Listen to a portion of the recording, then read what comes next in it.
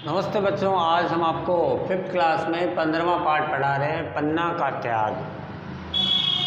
बात कुछ कठिन शब्दों की कर लेते हैं। तो कठिन शब्दों में हमने आपके इस पार्ट में से कुछ छांट करके अच्छे थोड़े से कठिन शब्द लिए हैं। हम बात कर लेते हैं। मर्दानी का मतलब जो मर्दों के जैसे काम करने वाले, उसे मर्दानी बोलते हैं।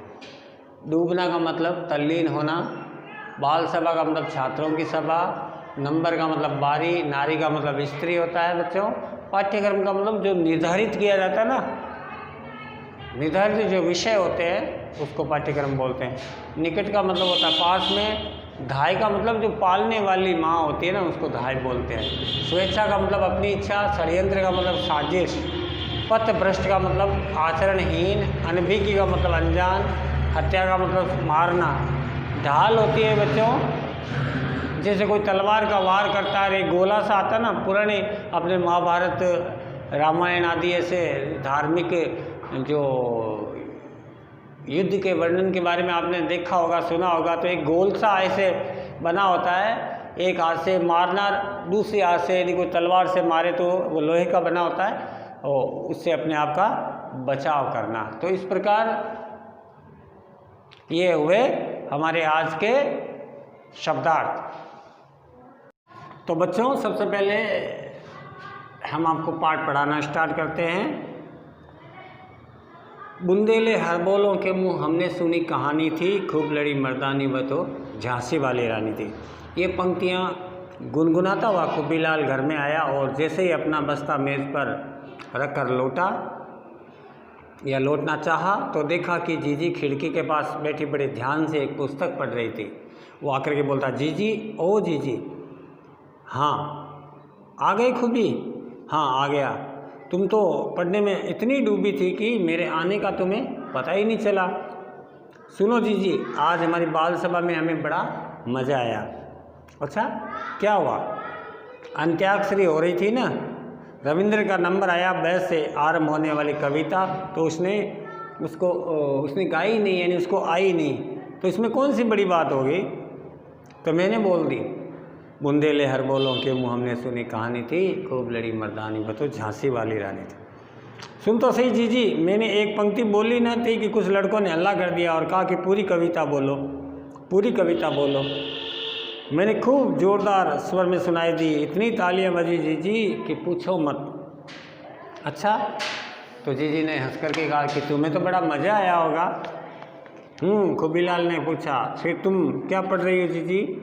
तो उन्होंने कहा, जीजी ने कहा, मैं नारी की कहानी पढ़ रही हूँ, उसका नाम है पन्नाध्याय। पन्नाध्याय, हाँ, पन्नाध्याय।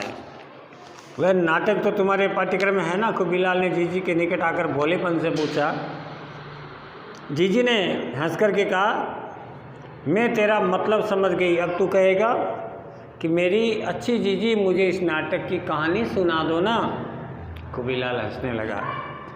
सुनो, खूबी झांसी की रानी लक्ष्मीबाई, रानी दुर्गावती, बेगम चांद बीबी, अहिल्याबाई, ये भारत में ऐसी महिलाएं हुई जिनके पास संगठन थी, संगठन का बल था। मगर मैं जिस नारी की बात कर रही हूँ उसका महत्व इस दृष्टि से अधिक है क्योंकि वह नारी नहीं थी, बेगम नहीं थी, एक धाय माँ थी, एक नौकरानी थी, एक बच्चों को संभालने वाली नौकरानी थी, जो कुछ अपने राज्य के लिए उसने अपने स्वामी के लिए जो किया था वैसा संभवतः आज तक किसी दुनिया में किसी भी नारी ने नहीं किया होगा।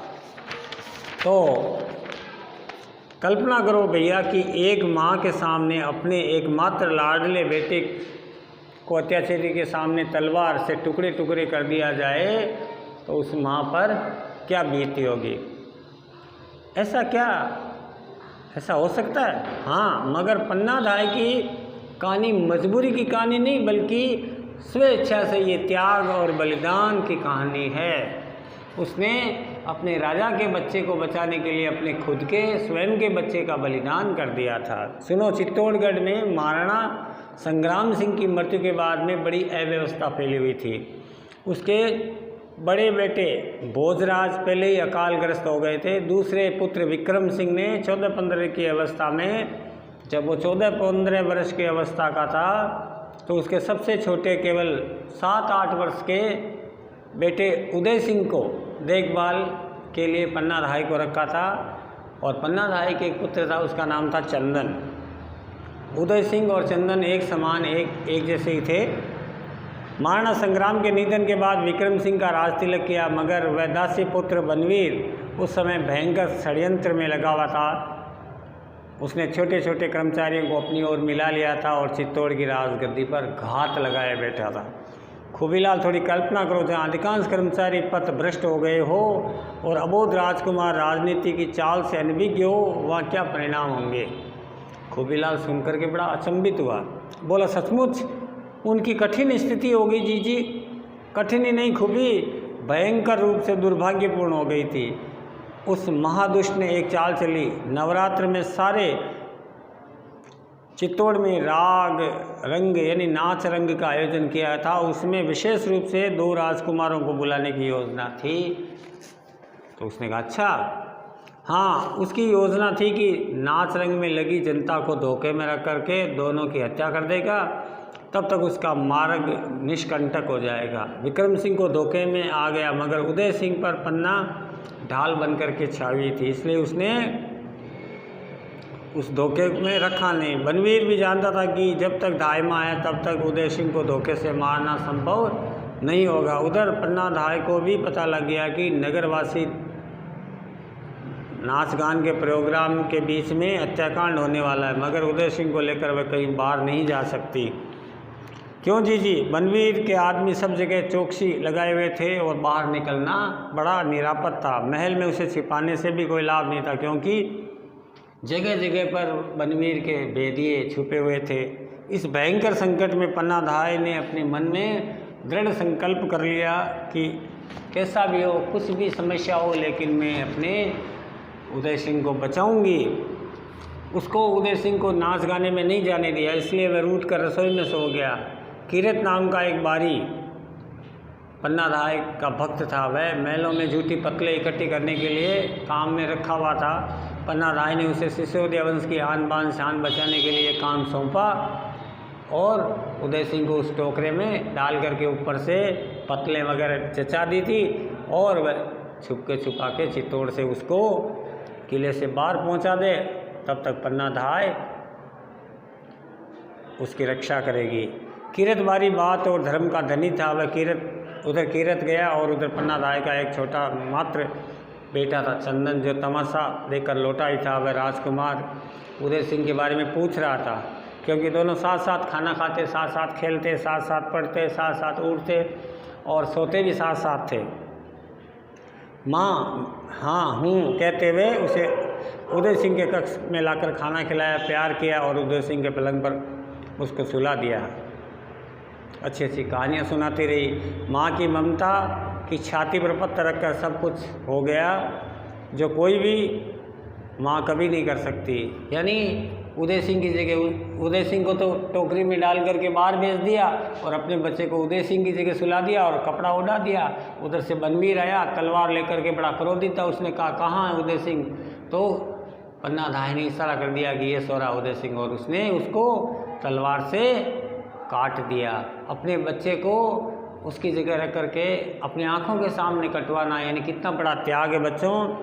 आज कोई भी माँ ऐसा नहीं कर सकती। राज्य की रक्षा करके, राजवंश की रक्षा करके, चित्तौड़ के गौरव की रक्षा करके, सत्य और निष्ठा की रक्षा करके आज माँ की इस कठोर परीक्षा में पन्ना धाय जितनी खरी उतरी है, शायद आज तक कोई नहीं उतरेगा। तो बच्चों, चंदन अबोध माँ के दुलार में लग्न था, गहरा सो गया था, सब कुछ हो गया था। तो इस प्रकार पन्ना धाय ने अपने चंदन का बलिदान दिया।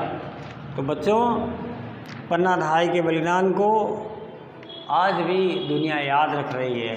तो बच्चों, इस पाठ को आप 2 बार पढ़ना है, 1 बार नहीं 2 बार पढ़ना है और ध्यान से समझना है कि हमारे राजस्थान में कितनी वीर त्यागी पुरुष के साथ साथ स्त्रियां भी पैदा हुई है। आज के कुछ प्रश्न मैं आपको लिखवा देता हूँ, आप लिखिए और कॉपी में भी करने हैं। आज का पहला प्रश्न है,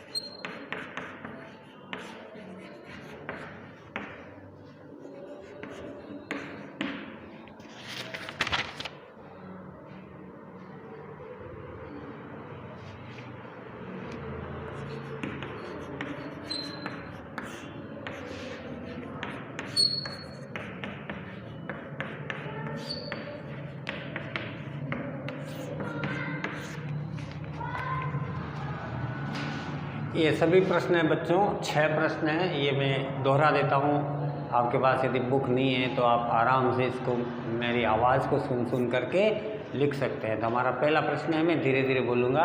पहला प्रश्न लिखिए बच्चों, मर्दों की तरह लड़ने वाली रानी कौन थी? इसका उत्तर आपको लिखना है, मर्दों की तरह लड़ने वाली रानी झांसी की रानी लक्ष्मीबाई थी। ठीक है, क्लियर? प्रश्न भी बता दिया मैंने, उत्तर भी बता दिया। आपको क्या करना है, आपको लिख करके याद करना है। ठीक है। दूसरा प्रश्न है, रविंद्र किस अक्षर पर अटक गया था? इसका उत्तर लिखना है बच्चों, रविंद्र वह अक्षर पे अटक गया था। खूबीलाल ने जीजी से क्या पूछा? खूबीलाल ने जीजी से वीर नारी पन्ना धाय की कहानी बताने के लिए कहा। ठीक है। पन्ना धाय के पुत्र का क्या नाम था? पन्ना धाय के पुत्र का नाम था चंदन। क्या नाम था? चंदन। पन्ना कौन थी? पन्ना उदयपुर के महाराजा की एक धाय माँ थी, या पन्ना उदय सिंह की धाय माँ थी। छठा, बनवीर क्या जानता था? बनवीर यह जानता था कि जब तक धाय माँ है तब तक उदय सिंह को मारना मुश्किल ही नहीं नामुमकिन है। ठीक है ना बच्चों? ये सभी सवाल आपको करने हैं। इस पाठ के बाकी के सवाल हैं वो हम अगले वीडियो में देंगे। तब तक के लिए मस्त रहो।